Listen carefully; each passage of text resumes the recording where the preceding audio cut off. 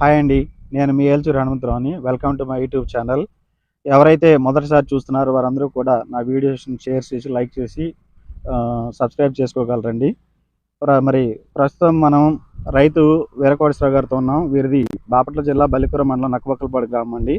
ఈ రైతు క్రమం తప్పకుండా ఈ యాప్సాని వాడుతున్నారండి. ప్రస్తుతం మరి ఆయన వరి కూడా వాడారు.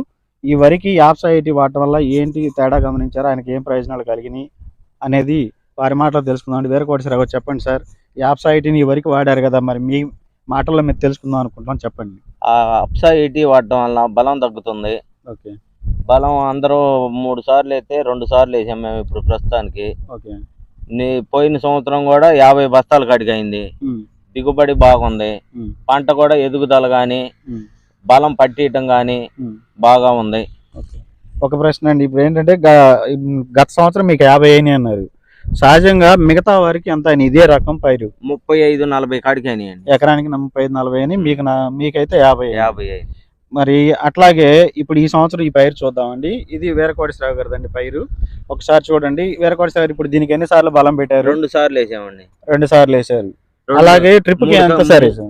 కట్టన్నర కాడికి 3 కట్టలు వేసాం 2 సార్లు. అంటే ఇంత ముందు వేసేదాని మీద తగ్గించారా లేకపోతే ఇలాగే? ముందు 2 కాడికి వేసేవాళ్ళం, అది వాడక ముందు. ఓకే. ఇప్పుడు కట్టన్నరలోకి తీసుకొచ్చామండి.